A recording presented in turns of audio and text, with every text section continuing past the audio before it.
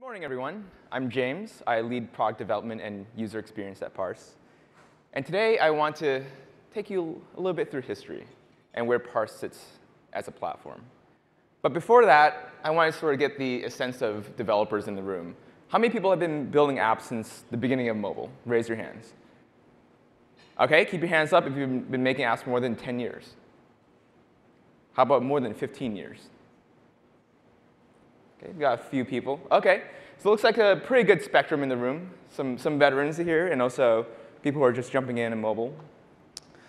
My story began in the early 90s.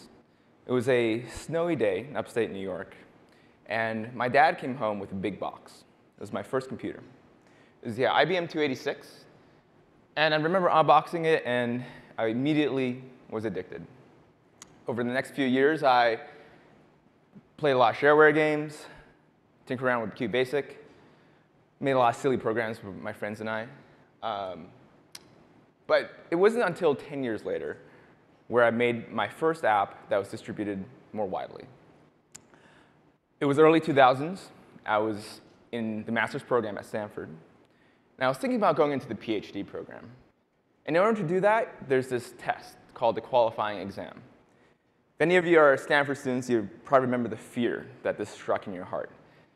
It's a really hard exam, and I saw my classmates were really struggling to study. Now, at that time, I thought, hey, what if I make an app to help my classmates? And at that point, I'd made a lot of front-end websites, HTML, CSS, some WordPress, nothing too fancy. But I said, how hard could it be? So I sat down and actually designed this entire app, designed the entire experience. How it was all going to be connected, how are people going to log in, how are people going to actually get connected and find each other. And at that point, remember, it was early 2000s. PHP frameworks were still pretty nascent.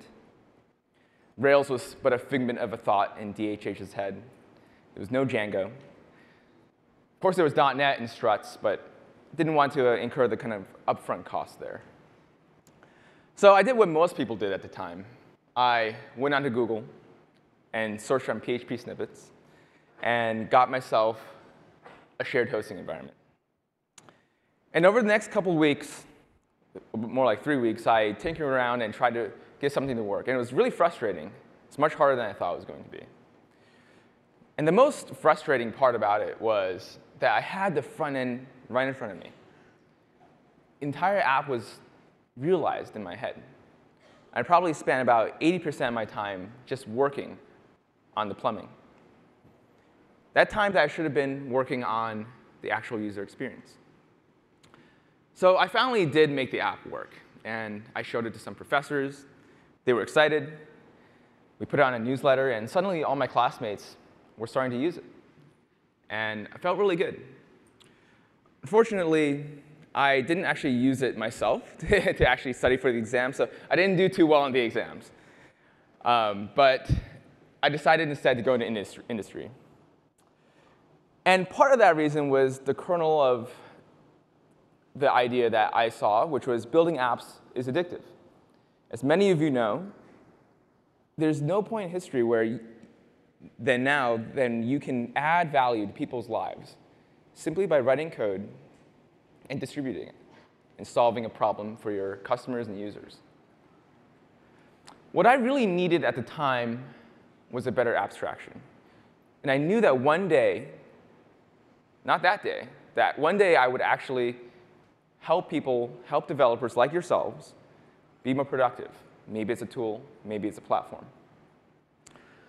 Carl Sagan was famous for saying, in order to bake an apple pie, you must first invent the universe. Now, let me tell you, this is a terribly inefficient way for humans to make apple pies. If you were to come to me with a business plan for your bakery, and the first line item was invent the universe, well, let's say you're probably not going to find much funding. Of course, that's silly, right? As a chef, you should be going to the grocery store and buying flour. You're not going to be milling the grain and actually getting that flour yourself.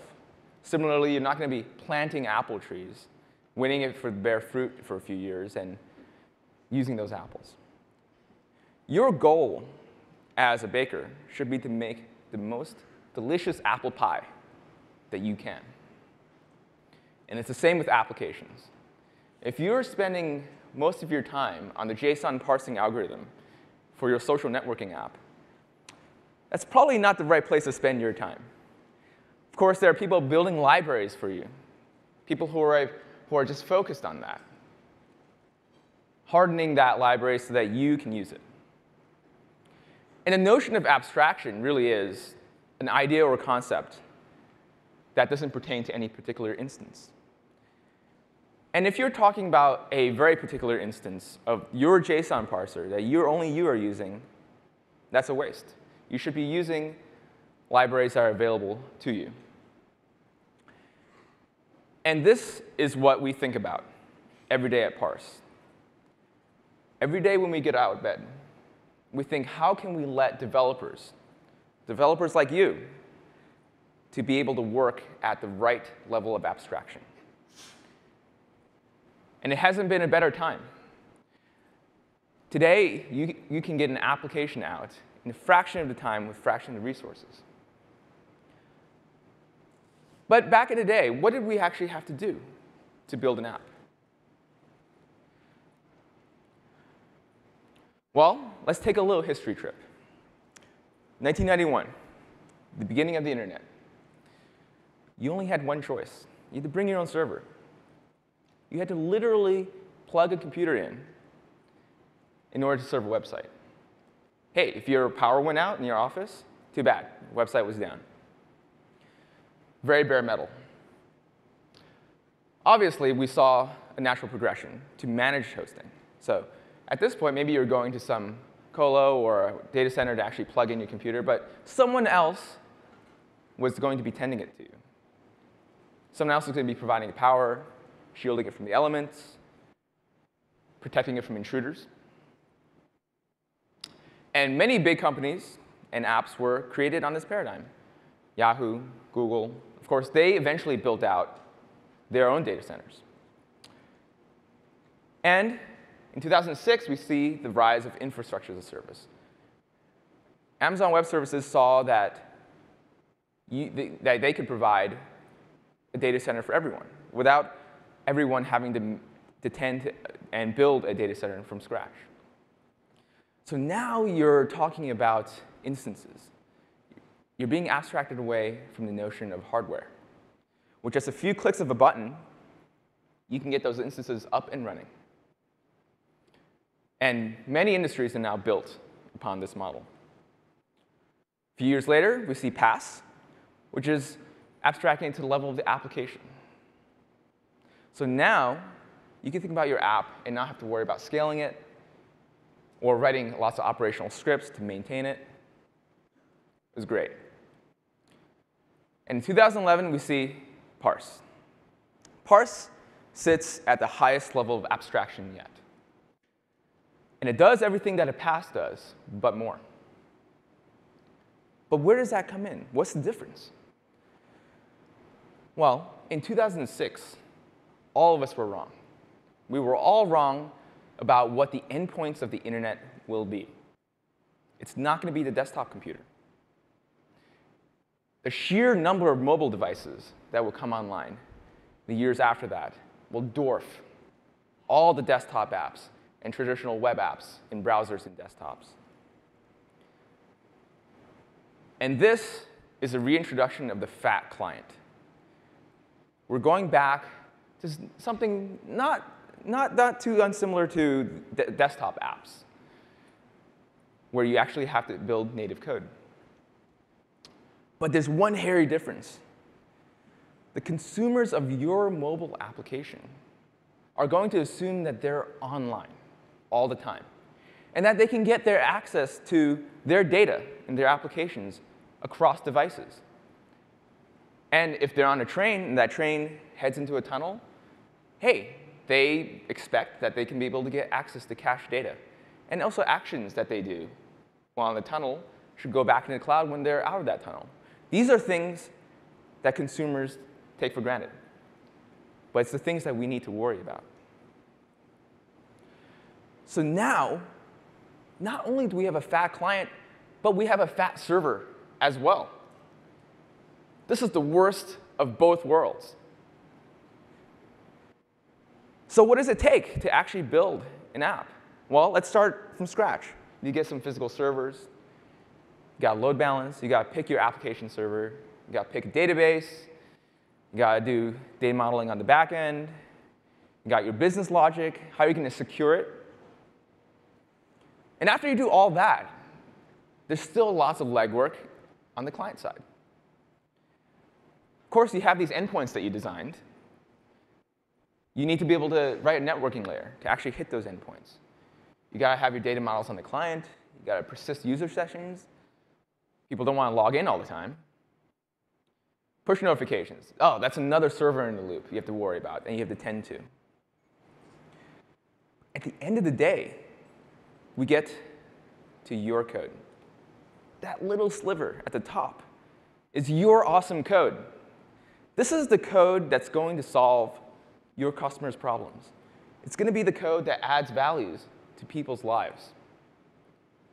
So my co-founders and I saw this in 2011. And we said to ourselves, this is absolutely insane. It's insane that Android and iOS developers have to build this entire stack below it. So what we decided to build was one cohesive platform that would collapse down these layers into an easy-to-use cloud service. But there's more, because you know that this is still not the entire problem. Back in the desktop world, you only had to really worry about one platform, the PC. Maybe the worst thing you had to worry about was web apps, having to be cross-browser compatible. But as we all know, cross-browser compatibility is trivial compared to making native apps across the different platforms. Building an Android application is supremely different from building an iOS application. And of course, you can't ignore the platform wars. You can't ignore the fragmentation. iOS used to be dominant. Now we see Android taking the lead. And did you know that Windows Phone has grown 70% over the past year? It is the fastest growing mobile platform. We could be heading into a world where we have 3 platforms, none of which we can fully ignore. I'm not even talking about web apps. We still have those, and we also have desktop apps, and who knows what kind of platforms we'll get in the future. So how did we build Parse, and what was the progression to solve all of this problem? Well, in 2011, we interviewed tons of iOS and Android developers, and we saw this fat client problem. And we knew that in order to make a mobile-first platform, we had to take a very different stance. Our philosophy had to be, the client is king. So that's when we came out with iOS and Android SDK. That's all we had. We didn't even have any web endpoints, no REST API, so you couldn't programmatically access Parse just through the web. You would just deal with native objects so that you don't have to jump out of Eclipse or Xcode, because we knew that context switching in this day and age is what kills productivity. So what we do is strive to make our SDKs so that you don't have to context switch, so that you don't have to break your flow. Of course, we did come out with the REST API shortly thereafter. And now you can take advantage of the same endpoints that our iOS and Android SDKs are powered by. So you can build third-party clients. A few months later, we had the JavaScript SDK. So now you can get access to your data in browser environments. And we knew that you could actually probably make 80% of the apps just with this. And lots of big apps were created this way. But we knew from the get-go at Parse that we wanted to expose a computing environment. So we did with Cloud Code. And the way we rolled this out was, this is the server environment that runs JavaScript, but it's also tied intimately with the clients and also the REST API. It underpins both so that you can easily call shared server code, cloud code, from your iOS SDK, from the Android SDK, and it feels native, as well as the REST API. We follow up with the Windows Phone SDK and also Mac OS X. And finally, Parse Hosting, where you can make full web apps. And at the top over here is your apps. And your apps access Parse through these clients. Now, if you'll notice, we built this platform sort of backwards from how other platforms are built. Many other platforms expose the instance first, the computing instance. We went from the client side down and slowly exposed layer upon layer. And again, that is because we understand that in order to make a mobile-first platform, you must start from the client. You must build a first-party, high-quality experience in the client. What's great is that once you start putting the data in the Parse via one client, all the other ones are just waiting for you to pick it up and build a cross-platform application. And of course, you can use these SDKs in any combination you want. Maybe you're just making a Windows, Android, and iOS app. Great. Maybe you're just making an iOS app with a landing page for the web. Or you're just maybe making a desktop application. We got you covered. And even if we don't have a first-party SDK in the environment of your choice, over the past couple years, people have been making countless SDKs built on our REST API so that you can get access to Parse from server environments like Ruby, Python, or PHP. Also cross-platform frameworks like Titanium, Sencha. So this is a lot of SDKs. And one of the big challenges, and one of the things we strive to do, is consistency. So that when you are saving an object in any of the SDKs, whether that's iOS or whether that's C#, it feels right. It feels consistent with the Parse paradigm, so that you feel at home. On the flip side, we also made sure that we study the platforms so that when we do release in each of the languages, it feels native to that language. This is a very important goal that we always strive to do. And of course, we have the final client, which is the traditional browser app. And with Parse Hosting, you're able to make full web apps just using that.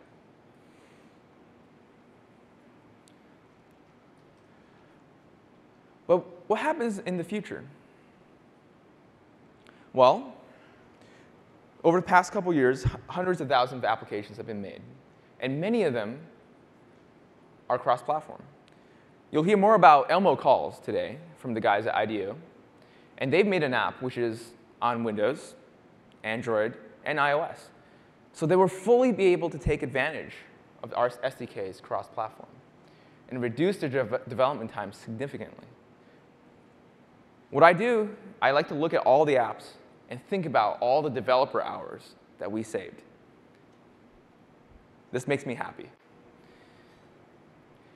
So this brings me to the Parse Pledge.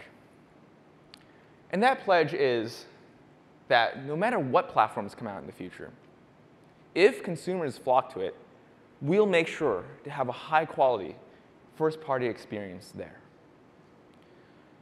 Because the next platform may not even be something that we know of today.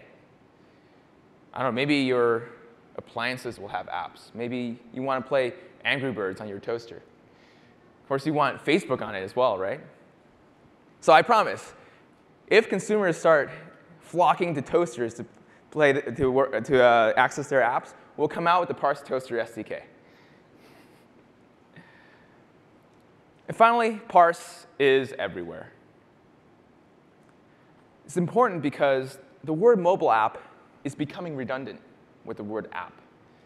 Your users don't care whether they access your app on their phone, on their desktop, on their TV. They just want access to the functionality that your app provides, and also the data that they generate in this app. Our goal at Parse is to make the best cloud platform for your apps, no matter where they live. Thank you.